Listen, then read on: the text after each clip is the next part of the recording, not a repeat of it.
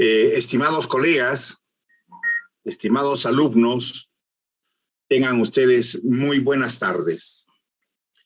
Hoy día es un día muy especial, no solo porque aquí en el país celebramos el Día del Juez, y ocuparnos de la figura del juez quizás nos llevaría varias sesiones. Sin embargo, queremos hacer un saludo a todos los jueces del país por aquella labor que realizan día a día. El día de hoy, además, vamos a tener un conversatorio sobre la oralidad en audiencias virtuales, aspectos problemáticos. Queremos darles a todos ustedes una cordial bienvenida, al igual que los ponentes, y que de igual manera al doctor Rafael Ángel Rodríguez Salazar, quien por un problema del ponente Alfredo Araya, juez del Tribunal de Apelaciones de Sentencias de San José de Costa Rica, no ha podido hacerse presente ahora, pero sin embargo, Rafael Ángel Rodríguez Salazar, con mucha, como le decía antes de que comience este evento, con mucha generosidad académica, ha aceptado este reto de ser el ponente en este evento, en este conversatorio de la oralidad en audiencias virtuales. Bueno, pues tengan ustedes la más cordial bienvenida a nombre del INCIP, a nombre del Colegio de Abogados de Arequipa y también a nombre del Instituto Zaffaroni. Quiero dejar la moderación de este evento a nuestra directiva, miembro del Consejo Directivo del INCIP, la doctora Giovanna Vélez. Giovanita, por favor, si fueses tan amable. Adelante. Muy buenas noches. Gracias, doctor Orestes. Muy buenas noches con todos y todas. Como bien lo ha señalado el doctor Orestes, es un gusto para el Instituto Nacional de Ciencia Procesal Penal participar conjuntamente con el Colegio de Abogados de Arequipa en este importante día que coincide justamente con el Día del Juez. Para ello nosotros vamos a contar con la participación del doctor Rafael Ángel Rodríguez Salazar, ¿no? En este tema de oralidad en audiencias virtuales, aspectos problemáticos. El doctor Rafael Ángel Rodríguez Salazar ha sido juez de la Corte Suprema de Justicia de Costa Rica, docente en la Universidad Panamericana, profesor de la Dirección Académica del Colegio de Abogados de Costa Rica, asesor académico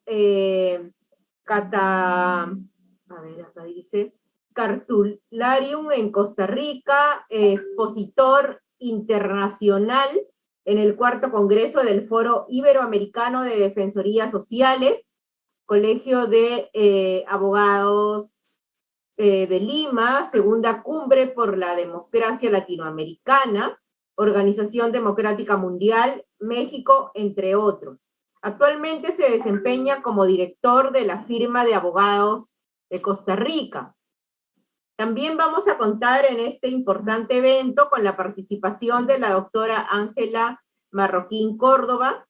Ella es abogada por la Universidad Nacional de San Agustín, egresada de la maestría en Derecho Constitucional por la Universidad Católica de Santa María, fiscal adjunta de la Fiscalía especializada en prevención del delito de hilo, competencia en materia ambiental.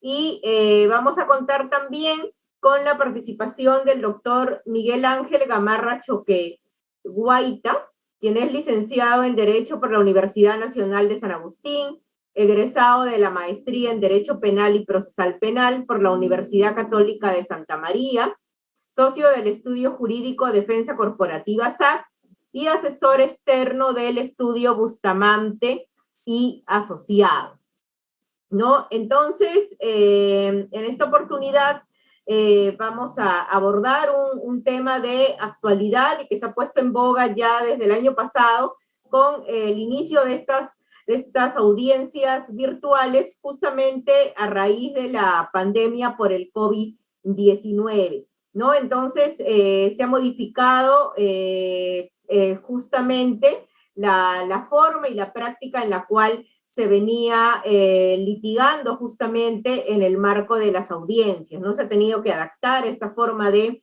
esta forma de litigar, ¿no? De una manera presencial a una nueva forma de audiencia, como son estas audiencias virtuales, y que ha llevado consigo una serie también de adoptar unas nuevas prácticas, de también aspectos problemáticos que se pueden haber presentado, el tema que fue cuestionado también en su oportunidad como afectación al principio de inmediación por esta nueva forma de llevar este tipo de audiencias no presenciales, ¿no? Entonces vamos a abordar este y otros aspectos. Vamos a contar con la participación de nuestro expositor, el doctor Rafael Rodríguez Salazar, quien nos va a disertar por el espacio de 20 minutos y luego de ello vamos a dar pase al panel. Bien, entonces, adelante, doctor Ángel Rafael Rodríguez, con su exposición. Muchas gracias. Buenas tardes a todas las personas presentes en la virtualidad. Agradecer de antemano al Colegio de Abogados de Arequipa, al Instituto de Ciencias Procesal Penal y al Instituto Zaffaroni por la invitación que se nos ha cursado para poder tratar de conversar un poquitito sobre el tema que está en mesa. Felicitar a todos los jueces de Arequipa por el día que se está celebrando hoy día y a lo que vinimos. Voy a tratar de conversar un poquitito sobre el tema, la oralidad en audiencias virtuales, aspectos problemáticos, y he tratado de establecer mi exposición denominándola justicia virtual y proceso penal.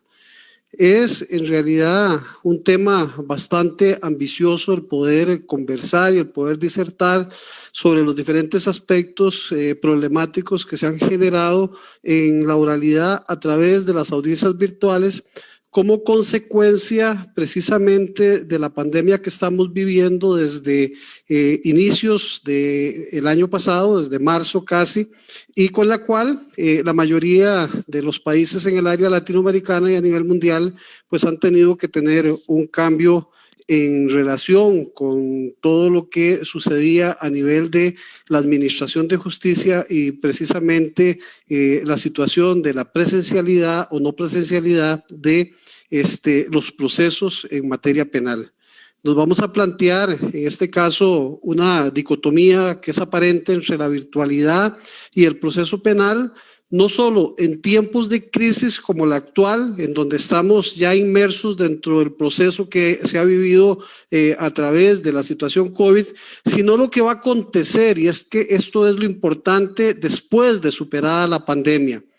Y lo que va a acontecer en relación con el proceso penal y la virtualidad, teniendo a esta como una herramienta, no solo como abducción práctica de pruebas, sino para adelantar en general actuaciones que hacen parte del proceso penal.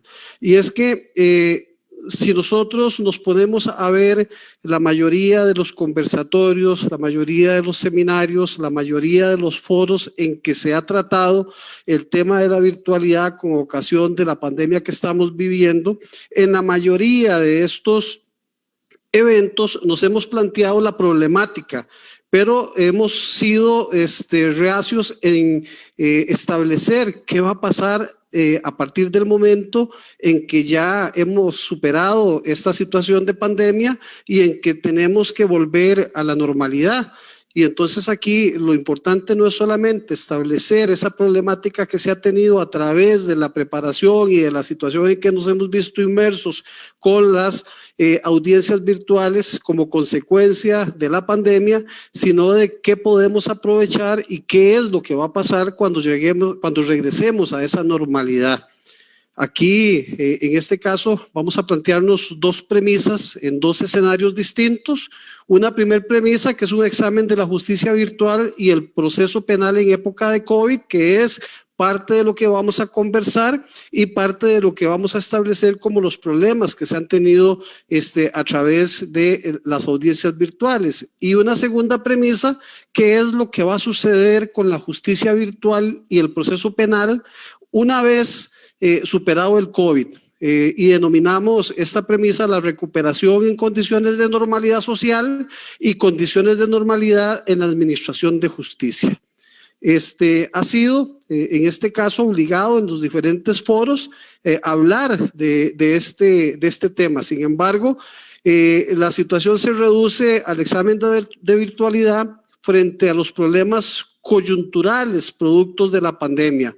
Muy pocos, en la mayoría de los foros en que hemos participado, se han atrevido a proponer soluciones para hacer compatible la virtualidad y el proceso penal en tiempos de normalidad, que es a lo que venimos, a lo que vamos y a lo que poco a poco nos estamos sumergiendo, nos estamos llegando o estamos ya llegando a esos espacios. Y aquí es importante conocer un estudio que hizo la CEJAL, que es el Centro de Estudios de Justicia para las Américas, en relación precisamente con la situación de la virtualidad y de los problemas que se dan en las Américas, en los diferentes países en los que están inmersos Perú, Costa Rica, Colombia y todo el área de Latinoamérica. En ese estudio se indicó que habían diferentes tipos de aspectos problemáticos. Uno de los primeros aspectos de los que habla este estudio de la CEJAL y que es común a todas las Américas, a todos los países a los que nosotros efectivamente pertenecemos y con los cuales tenemos una bonita relación con los diferentes procesos acusatorios y penales en los que nos vemos inmersos. Este estudio dice que uno de los problemas principales que se da es la dificultad para llevar a cabo diligencias de investigación criminal desde el punto de vista de las diligencias que se hacen en aquellos procesos de investigación primarios, o sea, cuando estábamos en situaciones de pandemia, cuando estamos en situaciones en donde tenemos que ajustarnos a tener parte del control, cuando estábamos encerrados, cuando no teníamos la posibilidad de salir, había preocupación por diferentes diligencias que se hacían de carácter judicial, precisamente cuando se tenía que ir a realizar una diligencia al sitio del suceso y teníamos alguna dificultad para ello. No podíamos hacerla de manera virtual porque la inspección en el sitio del suceso es presencial, porque el levantamiento de un cadáver no lo podemos hacer de manera virtual, y entonces aquí se empezaron a ver una serie de dificultades que la virtualidad no pudo en este caso vencer. El segundo aspecto es las deficiencias en las comunicaciones para poder utilizar las herramientas virtuales como un mecanismo supletorio de la presencialidad, y en este caso efectivamente la mayoría de los países tuvimos el problema de si era o no compatible el internet para toda la ciudadanía, si efectivamente se podía hacer justicia virtual con todos los ciudadanos y si se tenía esa posibilidad de que toda la ciudadanía tuviera acceso a la comunicación virtual.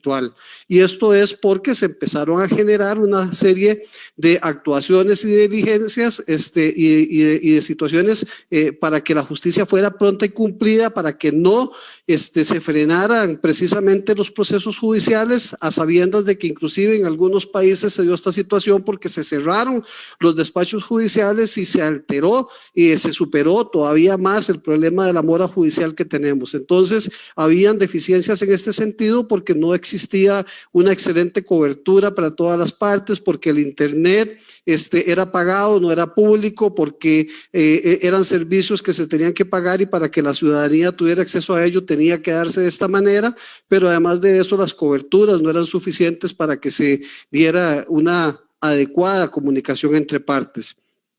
Hay una tercera dificultad que se habla, que era lo que se podía hacer en relación con la situación de las plataformas que se estaban utilizando. Aquí es importante saber de que a través de la virtualidad, lo que las administraciones de justicia en los países empezaron a hacer fue utilizar las plataformas existentes, como la que estamos participando, una plataforma como Zoom, las plataformas de Teams, las plataformas de streaming, que eran plataformas que estaban hechas única y específicamente para la comunicación de reuniones de personas y no para la administración de justicia. Este es uno de los grandes problemas y de las grandes grandes dificultades que se daban porque la Administración de Justicia no tenía desarrollado un sistema propio para administrar justicia, y lo que hicimos fue aprovecharnos de estas plataformas existentes que tenían inclusive una limitación de personas participantes, que lo que hacían era que se podía violentar el principio de publicidad porque no se tenía aquella posibilidad de poder hacer las audiencias públicas orales de manera que toda la comunidad tuviera acceso a ellas para brindar ese control que la publicidad requería. Y en este caso, pues fue uno de los grandes también problemas que hay, de lo que tenemos que aprender, porque lo recomendable es que la Administración de Justicia empiece a crear sistemas propios para administrar justicia, para brindar la seguridad que todas las partes requieren en este caso. Se daban problemas como la imposibilidad de autenticación, no solo de las personas intervinientes, sino de los documentos, el desahogo de prueba que se presentaba en el curso de una determinada audiencia. Esto bajo el contexto de que nosotros podíamos pensar que ciertamente teníamos a una persona al otro lado con una identificación, pero nada nos garantizaba de que esta persona estuviera siendo suplantada por alguien, o inclusive cuando íbamos a hacer el desahogo de una prueba documental en un juicio o en una audiencia de este tipo, no sabíamos ciertamente si esa prueba documental que se estaba generando, si esa información, si ese testimonio que se está brindando de manera virtual era un testimonio confiable o era el testimonio que nosotros efectivamente podíamos tener en presencia y que virtualmente no podíamos corroborar. Teníamos los problemas de facilitar la comunicación para el debido ejercicio del derecho de defensa técnica entre defensor y su cliente, y especialmente con aquellas personas que estaban privadas de libertad, porque existía, dada la condición de que no se podía tener ese contacto directo con la persona, una comunicación de carácter virtual con la persona que estaba detenida. Este problema con las personas detenidas en Costa Rica generó algún tipo de conflicto desde el punto de vista de que considerábamos de que se violentaba el derecho a la debida defensa por la falta de comunicación directa entre abogado y defensor, pero además de eso también se genera esa falta de comunicación no solamente con la persona que está privada de libertad, sino con la persona que está en libertad y que no se podía comunicar de manera directa también con su abogado, y que tenía que hacerlo únicamente por los medios telemáticos, teléfono, internet, la virtualidad que se estaba dando, y se perdía la esencia de esa comunicación directa con el cliente. Y aquí en muchas ocasiones la persona perdía la confianza de saber si ciertamente con quien estaba conversando era con su defensor, y si esa conversación que se estaba realizando por un medio telefónico o por un medio telemático era confiable, o si era alguna conversación que podía ser objeto de escucha o de grabación por otras personas y que podía ser utilizado en contra suya por alguna condición, vulnerándose ese principio de confidencialidad entre la conversación cliente-abogado. Estos son problemas que se estaban presentando con la virtualidad, que existen y que todavía existe la duda de si ciertamente se van a poder subsanar o se van a poder mejorar estas condiciones que se daban. Hay dificultades para hacer el traslado físico de evidencias en los procesos que así lo requieren. Nosotros podíamos participar de un proceso virtual, un desahogo de prueba en donde podíamos presentar prueba documental para ser vista por las partes, a sabiendas de que se podía expresar esa documentación en pantallas y se podía desplegar. Teníamos que hacer llegar esa prueba pues con anticipación al medio virtual para que fuera conocida, o en muchas ocasiones subirse en el mismo momento en que se estaba realizando la audiencia para que se tuviera como prueba. Y aquí se generaron una serie de dificultades por la forma en que podía ser atendida esa prueba. Dificultades también para garantizar el examen separado de los testigos en el curso de una audiencia. Esto me podrían decir, sí, claro, se podía dar las declaraciones de los testigos en diferentes lugares, pero nada garantizaba de que estos testigos tuvieran una comunicación con otros, y que en este caso en particular se generara una violación al principio de la contaminación que se requería del testimonio que brindaba una persona y que después podía estar comunicando a otra persona por medio telemático, mientras que en un proceso de carácter oral nosotros pues teníamos a los testigos en una sala y estábamos acostumbrados a que ciertamente se evitaba esa comunicación. Ahora, esto sin pensar de que también existía la posibilidad de que no todos los testigos fueran evacuados en una sola audiencia y que después de esa audiencia tuvieran esa comunicación, pero aquí nada garantizaba efectivamente ese examen separado de testigos en este tipo de procesos. Y finalmente, las dificultades que a mi parecer es donde está el mayor reparo que se presenta frente a la garantía o principio de inmediación como presupuesto del contradictorio en sentido material en un sistema acusatorio como el que nosotros tenemos. Y es que en un sistema acusatorio se habla de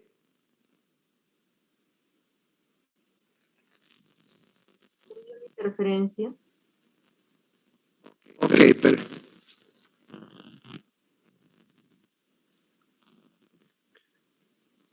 perfecto, ahora me escuchan. Sí, sigue con interferencia. ¿Qué tengo que hacer? Entonces indíqueme.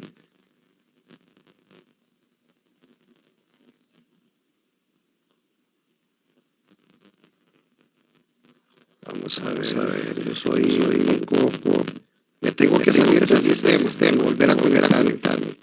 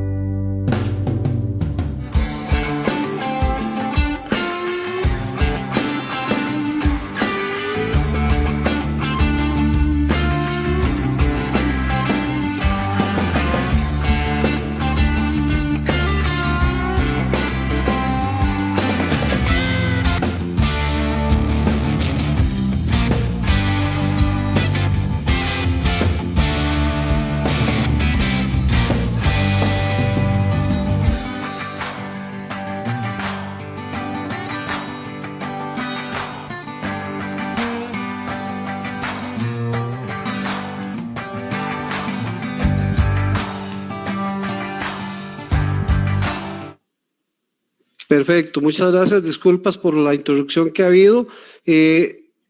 Retomo el último de los problemas en los que estábamos haciendo mención, diciendo que las dificultades que a mi parecer se generan en donde está el mayor reparo se presentan frente a la garantía o principio de inmediación como presupuesto del contradictorio en sentido material en un sistema acusatorio como el que tenemos.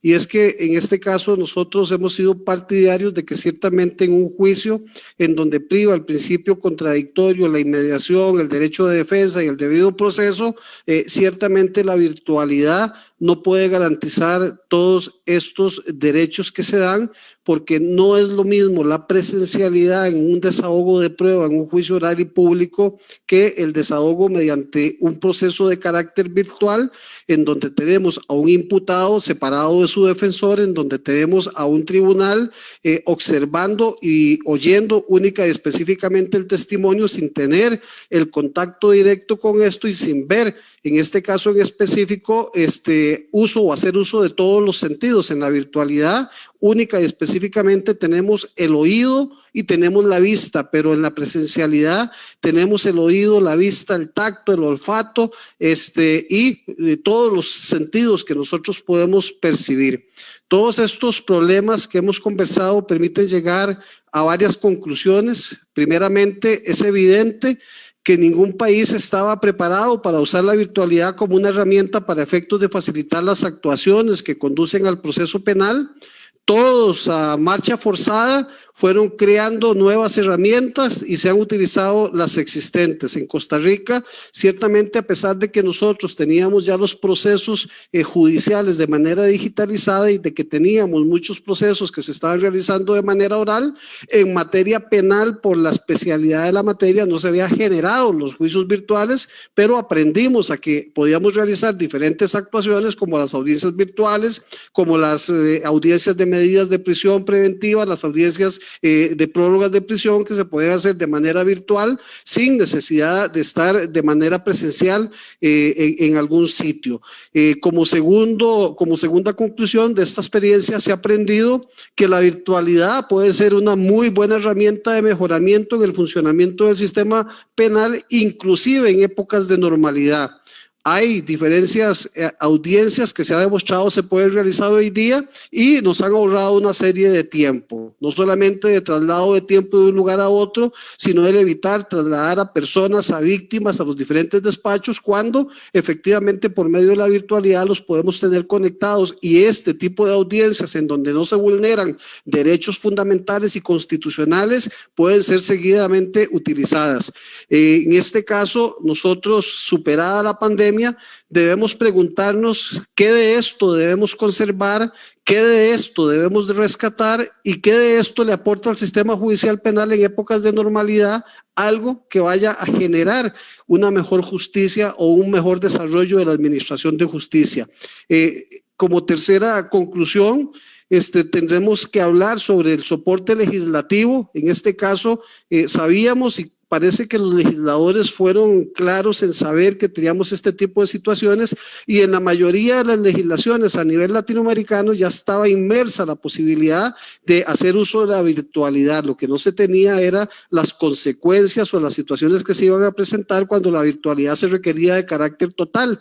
La mayoría de los procesos, inclusive en Costa Rica, era permitido efectivamente realizar audiencias de carácter telemático, y esto lo conocíamos precisamente cuando teníamos que recibir testimonios en el exterior mediante la presencia de una persona realizando su testimonio ante un consulado, y se hacían efectivamente este tipo de diligencias de carácter excepcional de manera virtual, y la mayoría de las legislaciones preveían esto. Hay que corregir ciertamente parte de este soporte legislativo para que algunas situaciones que no estaban vistas y que se podría generar algún tipo de problema o de violación o de efectos sean corregidos con una normativa más adecuada. Y como cuarto, la solución a los problemas que han evidenciado el uso de la virtualidad en épocas de crisis nos obligan a preguntarnos si esos mismos problemas se van a presentar en épocas de normalidad. Si lo abrimos paso a la virtualidad, y cuáles serían las bondades o defectos que se van a tener. Aquí en este caso creo que no hay una regla general que sirva de respuesta. Nos quedamos con la virtualidad o volvemos a la normalidad. En este caso creo que lo importante a valorar es que hay que identificar los criterios que se deben tener en cuenta para valorar el tipo de diligencia, las personas que intervienen, el espacio en el cual se interviene, para efectos de poder determinar si la virtualidad se opone o no a las garantías constitucionales y legales que le asisten al procesado y a otros intervinientes, o de ahí deriva la respuesta de si debemos o no permanecer en la virtualidad. Todo lo que se hacía presencial no significa que se deba de volver a ello y no se haga de manera virtual. Ejemplos: las audiencias preliminares, como lo he dicho, tenemos la posibilidad de seguirlas realizando de manera virtual, dado de que aquí no hay un desahogo de prueba, y cuando se requiera algún desahogo de prueba, porque algunas legislaciones prevén la posibilidad, pues que entonces excepcionalmente se haga de manera presencial. Hay una gran cantidad de actos que se pueden hacer en estas condiciones de virtualidad, y tenemos que efectivamente saber de que algo teníamos que aprender de esto y sacar de esta crisis la oportunidad que se nos ha brindado con este tipo de situaciones. Soy partidario de que la inmediación como garantía del contradictorio, de la debida defensa y el debido proceso no es posible sustituirla, y en este caso en particular, como persona que me dedico precisamente a litigar privadamente en el área penal, pues somos más partidarios de que se tiene que brindar ese debido derecho a la defensa, esa comunicación directa con el imputado, esa inmediación de el juez con los testigos, del abogado con el interrogatorio, de valorar qué es lo que está pasando, de ver qué es lo que está haciendo la fiscalía, de ver qué es lo que está haciendo la defensa, de ver cómo se comporta el tribunal, precisamente como parte de ese derecho que se tienen de hacer. Les decía ciertamente de que nosotros tenemos que buscar soluciones a corto y a mediano plazo, y no solamente a esto, sino que también a largo plazo, para que valoremos qué nos ha servido, qué nos puede quedar y qué de estos problemas pueden decirse tienen alguna solución. De mi parte, considero que efectivamente tenemos que sacar lo mejor que se ha obtenido de esto, y muchos nos hemos visto beneficiados, pero hay que hacer un fuerte análisis de lo que aquí ha sucedido para determinar si continuamos o no continuamos, y si la normalidad nos permite también aprovecharnos de la virtualidad. Muchas gracias por la atención y quedo atento a la participación de los colegas Ángela Marroquín y don Miguel Gamarra para conversar y verificar si hay alguna consulta al respecto. Muchas gracias. Muchas gracias, doctor Rafael Rodríguez. Vamos a dar pase a la doctora Ángela Marroquín para que pueda brindarnos sus comentarios acerca de la ponencia desde su rol también de la Fiscalía. Quizás si nos pueda comentar también cómo digamos, se ha podido interactuar en este marco de la virtualidad para estas diligencias presenciales, la relación con la policía y también con el Poder Judicial en el marco de esas audiencias desde el rol de la Fiscalía. Para ello va a tener un espacio de 10 minutos. Adelante, doctora Marroquín.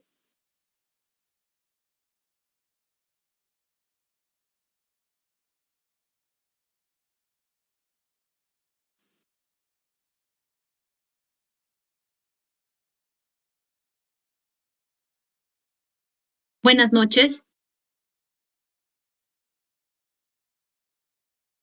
Buenas noches, se me escucha, disculpe.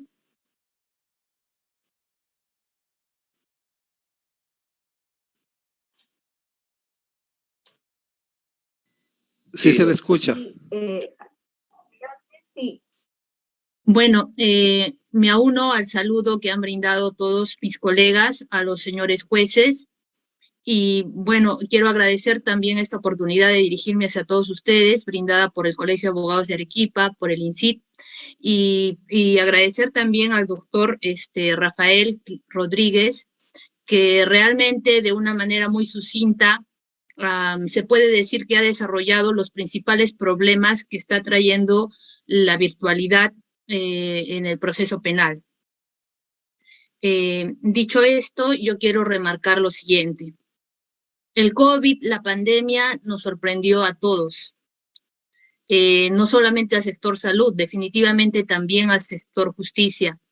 Y hemos adoptado soluciones, quizás de alguna manera prematura, quizás con no mucha reflexión, pero creo que al ya haber transcurrido más de un año, estamos en un momento oportuno para ya hacer un análisis más crítico de qué estamos haciendo, cómo lo estamos haciendo, si debemos seguir haciéndolo y qué cambios debemos adoptar.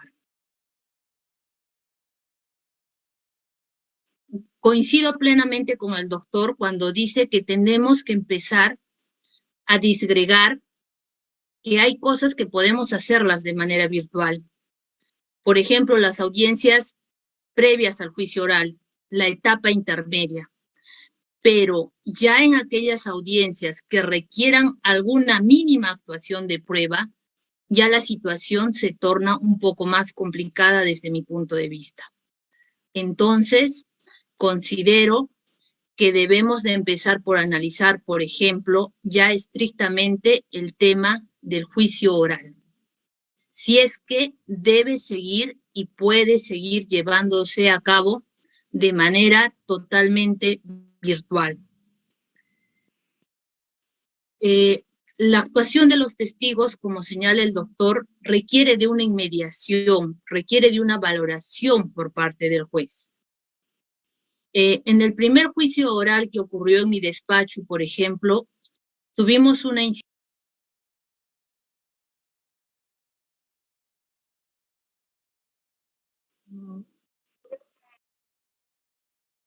La doctora, creo, con su internet.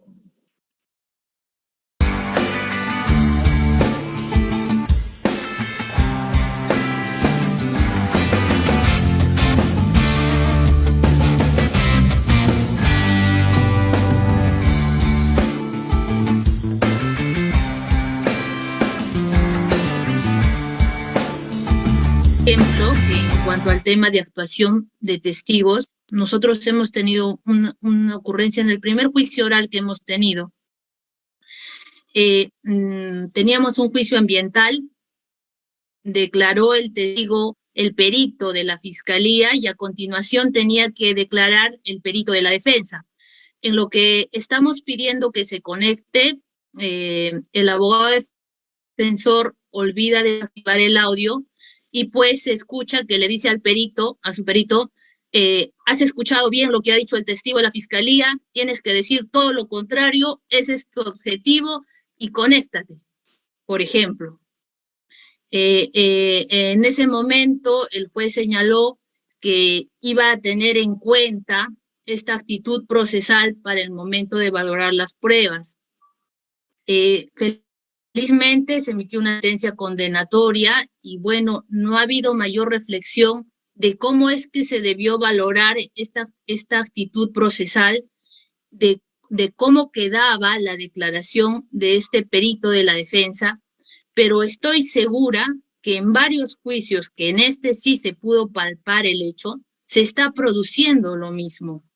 Entonces, como decía, como también señalaba el doctor, después de la virtualidad urge la necesidad de reflexionar qué es lo que tiene que cambiar.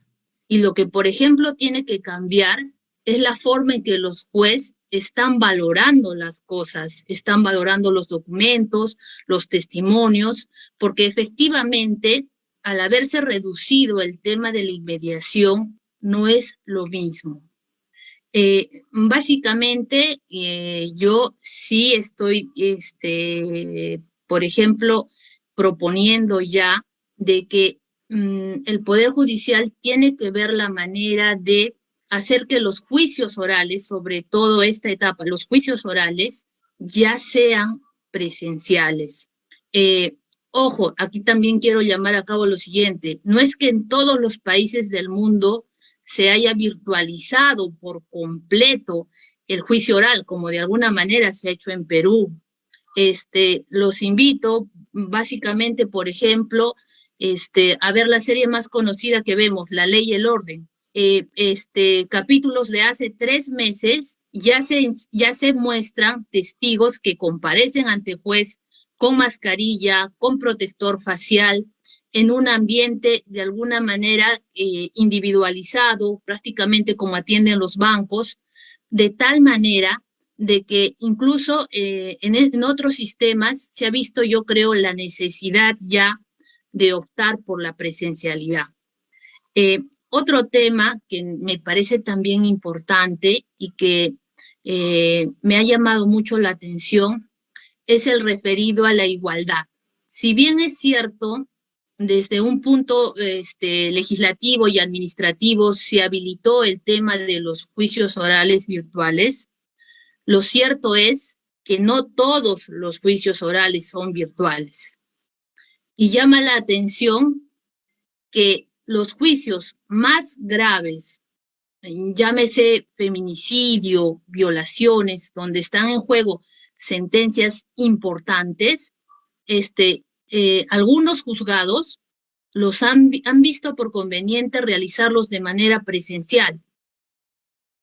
¿Cuál es el problema con esto? Que me parece que la discrecionalidad ha sido muy subjetiva. Conversaba con otra compañera fiscal y le decía, ¿por qué tu juicio es presencial y por qué el mío no? Y ella me refería, es que en mi juicio está en juego una cadena perpetua. Y además, en los procesos virtuales hay más posibilidad de haber nulidades. Pero yo reflexionaba y le decía, si en los procesos virtuales tú dices que hay más posibilidad de que haya nulidades, pues tampoco deberían hacerse, porque la idea es de que el proceso no se anule, de que el proceso sea único, ¿no? Y haciendo una reflexión, pues la mayoría de los procesos que sí se han llevado a cabo de manera presencial, llámese por violación, por feminicidio, por asesinatos graves, son precisamente donde se emiten sentencias condenatorias. Entonces, conversando también con un amigo de la defensa, me señala que él sentía de que los jueces ya sabían que habían casos complicados, difíciles, en los que prácticamente se va a condenar, y para evitarse nulidades y para evitarse problemas con la detención en estos casos, pues tienden a señalarlos de una manera presencial. Entonces, creo que en estos juicios precisamente que son más complicados, también vamos a tener serios cuestionamientos. Y bueno, también, por ejemplo, señalar lo positivo, ¿no? En cuanto a la virtualidad, por ejemplo, en cuanto a la investigación, en cuanto a la recopilación de documentos, pues sí nos ha traído resultado en el Ministerio Público. ¿Por qué? Porque la mayoría de entidades ha tratado y está tratando de virtualizarse. Entonces, si tú requieres una información, la remites por correo, te remiten por correo, y eso en términos de tiempo sí ha sido más ágil. Bueno, distinto es el caso de nuestra relación con la policía. Como ustedes saben, la policía pues no está equipada, no es una institución muy moderna que cuente con toda la capacidad técnica. Bueno, en mi caso, por ejemplo, tuve un detenido, me tocó resolver su libertad. Yo me trasladé a la comisaría precisamente para evitar el ingreso, todo, y la comisaría me señalaba, doctora, no funciona la impresora y la internet tampoco es buena, ¿no? Entonces, remítamelo usted a mi WhatsApp y yo de tu WhatsApp. Y esta es una realidad de muchas dependencias policiales. Entonces, el Ministerio Público en algunas oportunidades encarga la investigación a la policía. En estos tiempos, la mayoría de investigaciones que se encarga a la policía, se puede decir que no se están llevando a cabo de manera muy exitosa. ¿Por qué? Porque al no contar con todos los implementos técnicos, pues a veces la policía sigue notificando de manera presencial. ¿Por qué? Porque no tiene una computadora, porque no tiene internet. A veces la policía sigue tomando las declaraciones de manera presencial. ¿Por qué? Porque no tiene todo el soporte técnico. Entonces, creo que al menos en lo que a policía se refiere, pues efectivamente es una entidad a la que tiene que dotársele, implementársele de todo el tema material. Definitivamente es uno se puede decir, de los sujetos intervinientes en el proceso penal que mucho más se ha visto afectado.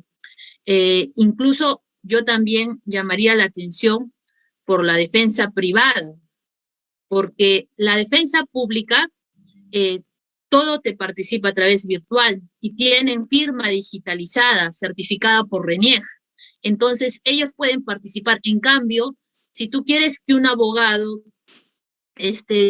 certifique una declaración, un abogado privado, este abogado privado no tiene firma legalizada. Entonces, por ejemplo, en una terminación anticipada, el de la defensa pública puede intervenir. Le mandas en un PDF, en un correo, te lo regresa firmado, su firma está equiparada por RENIEG y ya lo tienes. En cambio, la defensa privada, no. y en algunos casos, por ejemplo, con detenidos, hasta el mismo detenido dice, doctora, pero el defensor privado me dice de que si tiene que venir acá a la comisaría es un riesgo, si tiene que viajar para allí es otro riesgo. Entonces, creo que es más fácil y es más cómodo la defensa pública. Entonces, yo sí he notado que por ahí la defensa privada, pues, sí está teniendo mayores problemas. Creo que los colegios de abogados deberían ver la forma, la manera al menos de dotar con este instrumento de la firma digital y certificada por RENIEC para que ellos también puedan participar. Entonces, bueno, creo que me he extendido un poco, pero el tema realmente es nuevo, pero yo creo, y agradezco la oportunidad en ese sentido de poder expresar estas ideas, que como lo decía al inicio, ¿no? Ahora ya no tenemos excusa, ahora tenemos que preguntarnos si lo que estamos haciendo está bien, cómo hacemos para mejorar y hasta cuándo lo vamos a hacer, porque al menos en el tema del juicio oral, pues efectivamente, ¿no? Al margen de que consideremos la oralidad como principio o solamente como una técnica que hace posible el principio de contradicción, el principio de inmediación, lo cierto es que creo que sí debemos de volver a la presencialidad sobre todo en el juicio oral.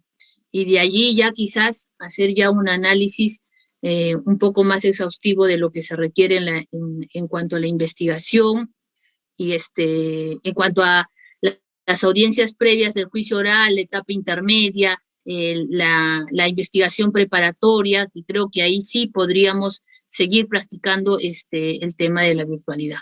Esas serían mis reflexiones sobre todo, y bueno, mi pregunta más o menos es señalarle al doctor Rafael Rodríguez si, por ejemplo, en Costa Rica todos los juicios se han hecho virtuales, todos, o si es que hay un tipo de excepción, se ha previsto una excepción, así como se está produciendo acá en Perú para casos o temas graves, aún sin un sustento legislativo muy claro.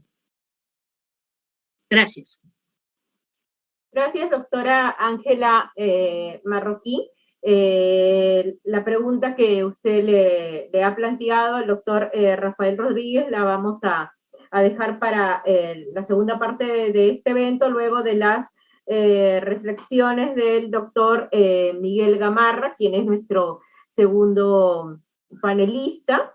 A él, bueno, como defensor privado, quisiéramos también solicitarle algunas reflexiones sobre la ponencia del doctor Rafael Rodríguez Salazar y también recabar sus impresiones respecto a algunos aspectos problemáticos que se pueden haber presentado desde la defensa, como por ejemplo, tengo entendido el acceso al expediente, que entiendo que esa ha sido una de las problemáticas que se presentaron inicialmente, no sé si es que a la fecha se ha podido solucionar ese tema, cómo se ha venido haciendo, y luego también el tema que se mencionó de la comunicación directa con el patrocinado, ¿no? Entre otros aspectos problemáticos que se puedan haber advertido en esta virtualidad en las audiencias.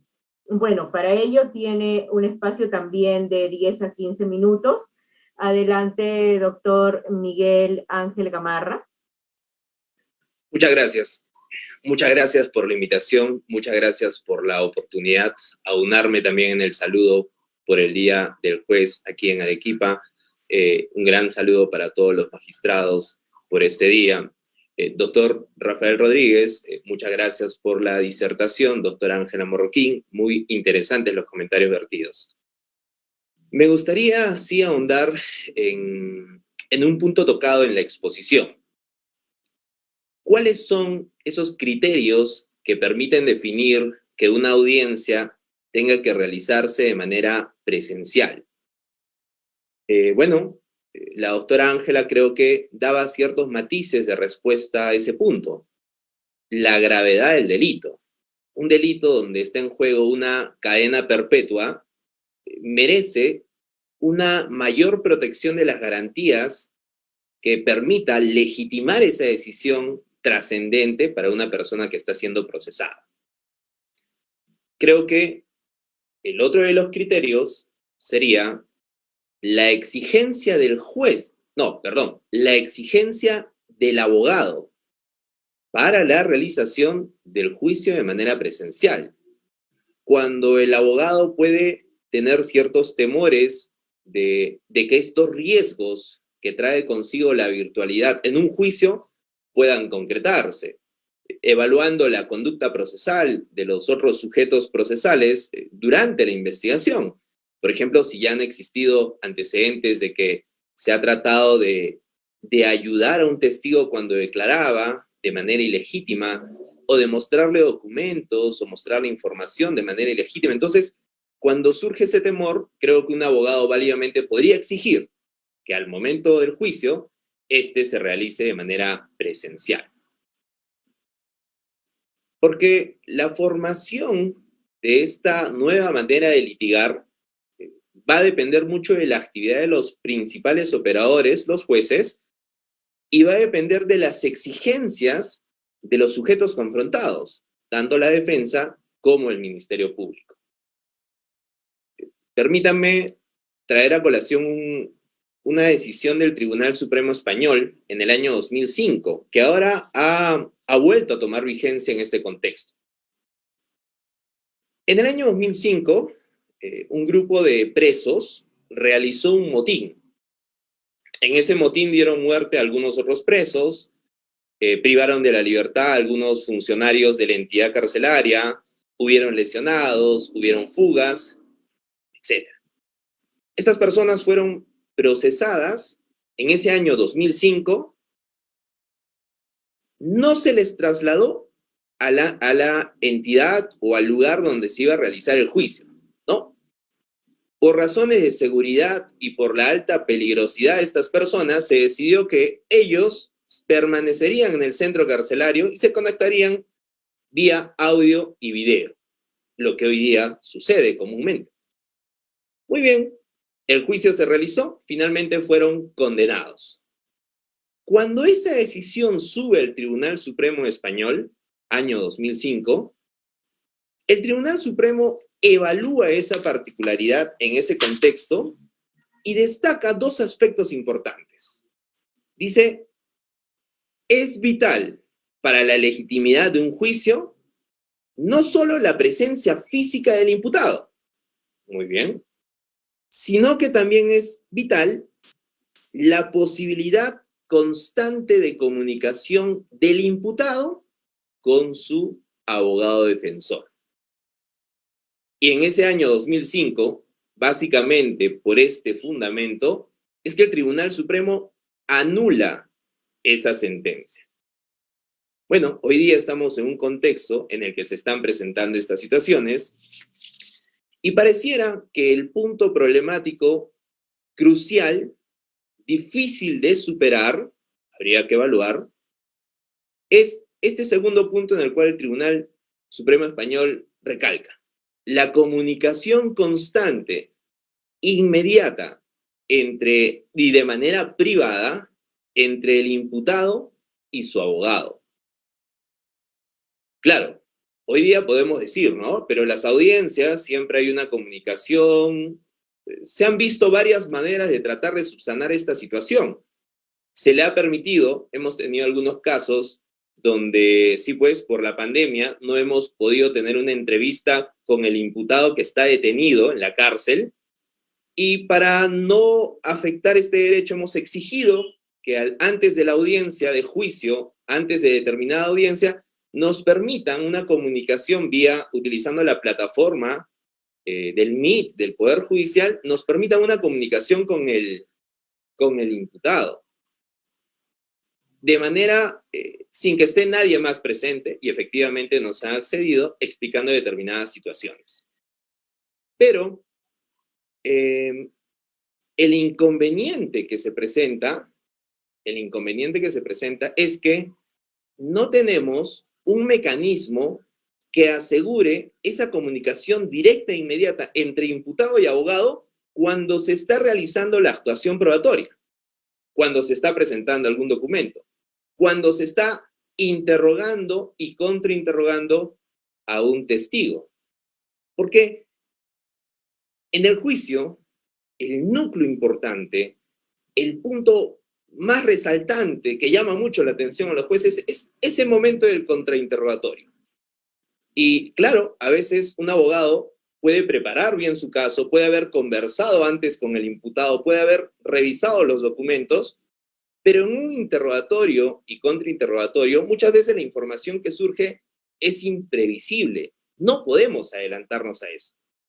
Y frente a ese tipo de información nueva, lo que el abogado hace o hacía antes de estas audiencias virtuales era pedir información al imputado. En ese momento, en ese acto. Y el imputado, que maneja de pronto toda la situación, el contexto, le informa al abogado, le provee de información para que el abogado en ese momento reaccione frente a esa eventualmente nueva información o frente a esa información sorpresiva que puede estar introduciéndose en juicio y pueda rebatirla. Y ese es un momento muy clave. Antes de las audiencias virtuales, los jueces nos miraban a los abogados imputados, a los abogados y a los imputados conversando constantemente. Es esa comunicación directa, inmediata, que hoy en día no está o está completamente sacada por las audiencias virtuales. Y es que el imputado no solamente tiene derecho a estar presente, sino que también, por un tema de defensa, tiene derecho a participar en la actuación probatoria de una manera activa. Y creo que relegar eso, limitar eso, o no permitir una vía para subsanar eso, en algún momento va a ser muy cuestionable, provocando tal vez alguna decisión que implique la nulidad de ese proceso. Pero, como hemos indicado también al inicio, es muy importante lo que la defensa plantee, porque si la defensa exige que el juicio sea de manera presencial, en base por lo menos a estos dos criterios, y nos gustaría, doctor Rodríguez, que nos pueda también dar algunas ideas sobre estos criterios para que las audiencias sean de manera presencial, algo bastante legítimo, algo bastante válido, o en base a su experiencia, van a poder, en estos casos, legitimar esas decisiones tan trascendentes, penas de cadenas perpetuas, 25, 30 años, etc. Entonces, muchas gracias. Solicitaría poder conversar sobre estos aspectos. Muchas gracias por el tiempo. Okay, muchas gracias, doctor Miguel Ángel Camarra. Entonces vamos a dar pase a esta segunda parte del evento, ¿no? Del conversatorio, en el cual, bueno, ya hemos podido escuchar y reflexionar en esta primera parte cómo el COVID, la pandemia, dio lugar a poder revalorar y, digamos, tomar en cuenta ciertos aspectos ya propios de lo que vendría a ser la gestión propiamente de las audiencias, ¿no? La importancia de estas herramientas tecnológicas, de tener el Internet, la infraestructura adecuada, y de la cual, bueno, aquí en el caso del Perú, lamentablemente, no todas las instituciones, digamos, contaban con esas posibilidades, ¿no? Como se ha mencionado en el caso de la policía, por ejemplo, ¿no? Que le costaba mucho, precisamente por esta falta de recursos, poder realizar estas actuaciones de manera virtual, ¿no? En esta parte justamente se mencionaba entonces la importancia de sí quedarnos con algunos temas, algunas formas o dinámicas de trabajo, ¿no? Ya que se han venido utilizando en el marco de la pandemia y poderlas continuar, pero también habían algunas reflexiones como la importancia de, en el caso de los juicios orales, poderlos hacer de manera presencial, ¿no?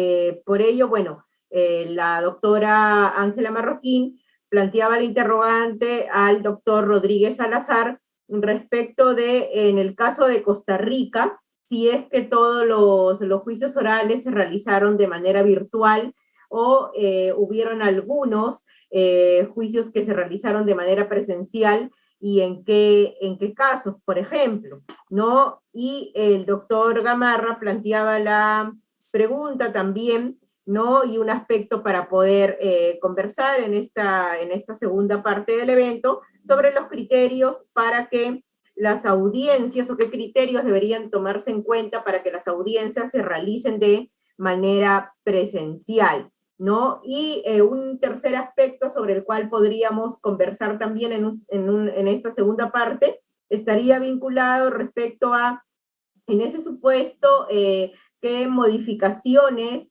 normativas o si serían necesarias realizar algunas modificaciones normativas y cuáles deberían de ser para poder realizar y determinar qué criterios para poder llevar a cabo audiencias presenciales, ¿no? Mientras que sigamos en contexto de pandemia. Bien, adelante, doctor Rafael Rodríguez. Sí, muchas gracias. En relación con la consulta que hace la doctora Marroquín. Doctor, perdón, se le está escuchando con eco otra vez. Indican. Hay una...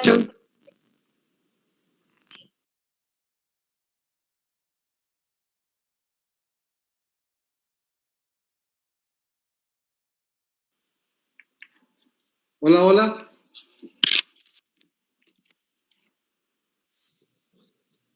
¿Ahora sí me escucha? Ok, gracias. Con respecto a la consulta y a la pregunta que hace la doctora Marroquín, de si en Costa Rica las audiencias se realizaban de manera virtual o de manera presencial, he de indicarle que en las épocas inclusive más graves de pandemia, cuando tuvimos las mayores excepciones a las restricciones de tránsito de las personas en su pico más alto, siempre se realizaron audiencias presenciales. La virtualidad de los procesos penales en los juicios siempre se mantuvieron de manera presencial. La Sala Constitucional se pronunció al respecto, indicando la posibilidad de que se dieran audiencias de manera virtual solo de manera excepcional, o sea, cuando existiera alguna situación verdaderamente fundamentada y motivada que no permitiera la realización de esa audiencia de manera virtual y por garantizar un debido proceso y por garantizar una justicia pronta y cumplida al imputado, garantizándole todos sus derechos, se podía realizar esa audiencia de manera virtual. Inclusive el 21 de mayo del 2020 se generó lo que en Costa Rica se denominó el protocolo para la realización de audiencias orales por medios tecnológicos en materia penal. Esa circular se la pasé a la doctora Alice Figueroa para que se las pueda pasar a ustedes en su oportunidad, y el alcance que indica este protocolo dice que siempre se priorizará que los debates y audiencias penales se realicen de manera presencial. Por lo tanto, el siguiente documento se utiliza para todos los casos en los cuales las audiencias no pueden efectuarse de manera presencial o no sea recomendable hacerla de esa forma por riesgos a la salud, y en consecuencia se deba recurrir a medios tecnológicos que permitan crear un canal de comunicación idóneo en tiempo real entre las partes intervinientes del proceso que se encuentren en lugares distintos. Asimismo, la jurisprudencia de la Sala Constitucional se ha pronunciado sobre la realización de audiencias orales en materia penal por videoconferencia, señalando que su realización es conforme con la Constitución política en aquellos casos en que deba tutelarse simultáneamente el derecho a la salud y a la vida, junto con el derecho al acceso a la justicia y los principios del debido proceso en materia penal, y se garanticen debidamente otros derechos fundamentales de las personas en los procesos penales. Entonces, en esta condición, en Costa Rica ha sido excepcional la realización de juicios de carácter virtual y la mayoría, si no más del 95% de los procesos se han realizado de manera presencial, con las limitaciones, con las medidas de salubridad pública que se requieren, con las medidas de los distanciamientos, se han adecuado las salas para ello, no se ha permitido el acceso al público a pesar de que las audiencias pues son públicas por una condición meramente de salud. Se permite la presencia de algún público cuando es posible por el tamaño de la sala o por la cantidad de personas que están participando en ella. Entonces, en este caso en particular, nosotros sí consideramos que estos derechos fundamentales de el contradictorio, de la inmediación, de la debida defensa, se tienen que garantizar y solamente de manera presencial se garantiza, permitiéndose la realización, como indiqué, de otro tipo de audiencias en donde no hay un desahogo de prueba, en donde no se requiere precisamente esta inmediación que se precisa en el juicio. Es grave lo que indica la licenciada Marroquín en el sentido de que se tiene que valorar qué tipo de proceso, si es un proceso de gravedad o de menos gravedad, y que se tiene que realizar presenciales de mayor gravedad que el de menos de gravedad, cuando en realidad lo que está en juego son los derechos fundamentales de los ciudadanos, y con independencia de esa gravedad se tienen que generar esa justicia para cualquier ciudadano en cualquier condición. Por eso es que nosotros sí creemos de que de la virtualidad tenemos que aprender aquellas buenas situaciones que nos permitieron efectivamente en estos procesos de materia penal tener una manera diferente de ver la administración de justicia penal, pero en la mayoría de los procesos en Costa Rica, en otras áreas, laboral, familia, contenciosa, civil, los procesos ahora son de manera virtual, inclusive con los testimonios de manera virtual en salas preparadas para juicios o en salas preparadas en despachos privados específicamente para las partes que ahí se presentan. Esa es nuestra contestación tanto al cuestionamiento que nos hace la licenciada Marroquín y a lo que el doctor Gamarra también ha indicado. Doctor, ciertamente usted ha sido muy claro en valorar esa comunicación que se requiere de manera directa del defensor con el imputado. No es lo mismo tener al imputado por un medio telemático, no es lo mismo tenerlo en un centro privado al alcance mediante una virtualidad, que tenerlo a la par, diciéndole al oído al abogado defensor alguna situación y coadyuvando inclusivemente en ese derecho de defensa material que tiene el mismo en el proceso. Por eso es que tenemos que verificar esa situación, y no es la misma confianza, como indiqué, la que se da en una comunicación de manera directa abogado-cliente que la comunicación que se da mediante un medio telemático en donde usted está en una sala en muchas ocasiones sin saber ciertamente si alguien más está escuchando esa comunicación, y ese principio de privacidad en relación abogado-cliente se está manteniendo. Por eso es que debemos de tomar las medidas y en última instancia, si se van a realizar juicios de manera virtual, pues se tienen que crear los sistemas adecuados y a la medida para la administración de la justicia, y no seguir nosotros utilizando plataformas que estaban realizadas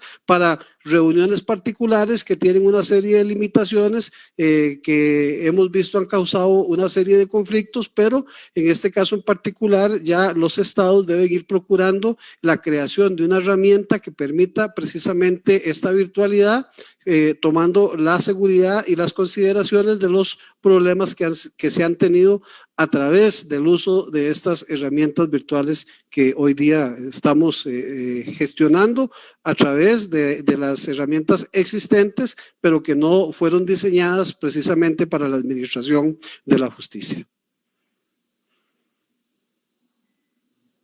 Muchas gracias, doctor Rodríguez. Damos pase a la doctora Ángela Marroquí para sus reflexiones al respecto y si es que sería necesario algún tipo de modificación quizás normativa para poder llevar a cabo estas audiencias en el marco de la virtualidad o poder determinar en qué casos podrían ser presenciales. Adelante, por favor. Sí, creo que lo más importante que debe llevarnos a la reflexión es lo señalado por el doctor. El doctor decía que hay que tener en claro la justicia civil, lo que es familia, lo que es contencioso administrativo, puede ser virtual. Lo que es penal y el proceso penal en sí, por sus propias características intrínsecas, pues la verdad es que al menos en Costa Rica no se está haciendo virtual. La presencialidad es la regla, la excepcionalidad es que sea virtual. Aquí en Perú, lo que se puede decir que la virtualidad se está haciendo la regla y lo excepcional es la presencialidad. Entonces, este hecho debe llamarnos a la reflexión de hasta cuándo vamos a seguir así. El doctor señalaba que aún en los tiempos más álgidos de la pandemia en Costa Rica, pues siempre la presencialidad ha sido la regla. Hoy en nuestro país ya no estamos en un momento tan álgido, definitivamente que estamos en un momento donde está cayendo la pandemia y creo que urge que el Poder Judicial haga la reflexión de hasta cuándo vamos a continuar haciendo los juicios orales de manera virtual. La consecuencia inmediata, posterior, pues va a ser la nulidad de, creo yo, varios y muchos juicios orales. Y finalmente, lo más importante es que nuestro estándar respecto al respeto de los derechos fundamentales de la persona, a los derechos y principios del proceso penal, pues en el ordenamiento jurídico peruano estaría siendo de manera virtual. Entonces, creo que la reflexión a todos los operadores de justicia que intervenimos de diferente manera para hacer los reclamos correspondientes, para propugnar los cambios que necesitamos, para tener un proceso penal que respete las garantías fundamentales que nuestra propia Constitución establece, aún en tiempos difíciles como lo es una pandemia. Eso sería todo por mi parte. Gracias. Muchas gracias, doctora Marroquí. También para sus reflexiones finales, damos pase al doctor Miguel Gamarra y quisiéramos preguntarle con qué cambios que se han dado en el procesamiento de la justicia penal motivados por la pandemia se quedaría usted. ¿Cuáles considera que sí deberían de perdurar, por ejemplo, una vez superada la pandemia? Adelante, por favor. Correcto, muchas gracias. Sí, hablando de un juicio oral como un contexto total, creo que incluso se podrían mantener algunas partes del juicio oral de manera virtual, que no es necesaria tal vez la presencia de todos reunidos en una sala de manera presencial. Los alegatos de apertura, donde tal vez el debate no es muy intenso, no es muy cortado, se le da cierto tiempo, cierta pauta a uno de los sujetos procesales, fácilmente se pueden mantener de manera virtual. Los alegatos de cierre, los alegatos finales, también. De pronto, la actuación de la prueba documental, también creo que es bastante viable, pero sí los temas más delicados de interrogatorio y contrainterrogatorio, que tienen una dinámica particular por las intromisiones o las objeciones, el empleo de las declaraciones previas, el empleo de la prueba documental, videos, fotos, documentos, Y hay un cruce de información que es importante que se dé. En esas etapas creo que deberíamos ceder a la presencialidad y a efecto de brindar esa garantía para tener juicios legítimos, válidos. El otro punto, yo me mantendría, ¿no? Algunos aspectos del juicio pueden mantenerse de manera virtual, pero estos, interrogatorio y contrainterrogatorio, de ninguna manera me parece que no. El otro punto era, pero también depende mucho de la posición del abogado, porque de repente el abogado puede exigir un juicio presencial o estas etapas del juicio de manera presencial, o puede consentir de que sean virtuales. ¿Qué pasaría si un abogado al inicio del juicio solicita que estas etapas sean de manera presencial? Alegando varios motivos, dentro de ellos, que se le brinde pues la oportunidad de tener la comunicación directa con su patrocinado. ¿Por qué? Porque en el caso tenemos testigos con códigos de reserva, colaboradores eficaces, tenemos nueva prueba, y es imprescindible que el imputado esté al costado del abogado para poder hacer una defensa técnica, fuerte, precisa, y el imputado pueda actuar en su propia defensa. Entonces, creo que en esos casos, válidamente, podría exigirlo. Y si el juzgado se lo niega, podría ser eventualmente una consecuencia de nulidad a futuro. Solamente agregar esto. Muchas gracias por su tiempo. Muchas gracias, doctor Gamarra.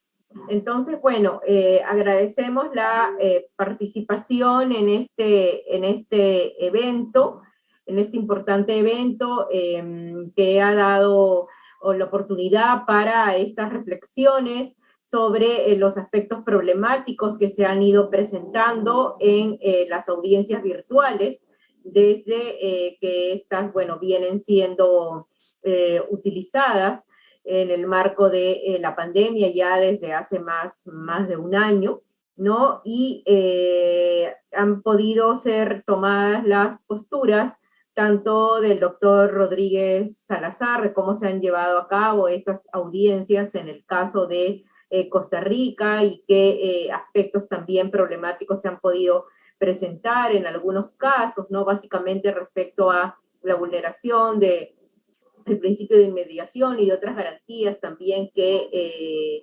digamos, afectan o podrían afectar al debido proceso. También hemos recogido las importantes reflexiones de la doctora Ángela Marroquín respecto a la postura o desde su rol como fiscal, digamos, en las dificultades que se pueden haber y se han venido presentando básicamente en la valoración de la prueba, en los juicios orales que se han dado de esta manera virtual y también en, digamos, las diligencias de investigación, básicamente a nivel preliminar, que se han venido realizando con la policía o por parte de la policía que no tiene, digamos, o no cuenta con todos estos recursos para poder realizar este tipo de actuaciones, muchas veces por la falta también de internet, de la infraestructura adecuada y otros aspectos logísticos, ¿no? Y también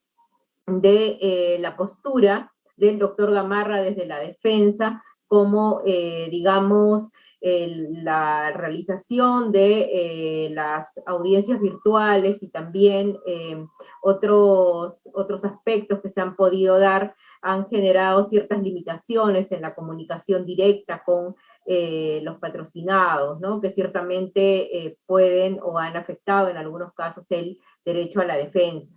Entonces, agradecemos la participación en este evento al doctor Rodríguez Salazar, a la doctora Ángela Marroquín y también al doctor Miguel Ángel Gamarra por haber participado en este evento, ¿no? En este conversatorio realizado por el INCIT conjuntamente con el Colegio de Abogados de Arequipa.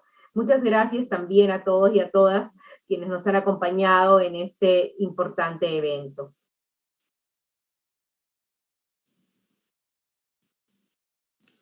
Muchas gracias, doctora, muy amable. Gracias. Buenas noches.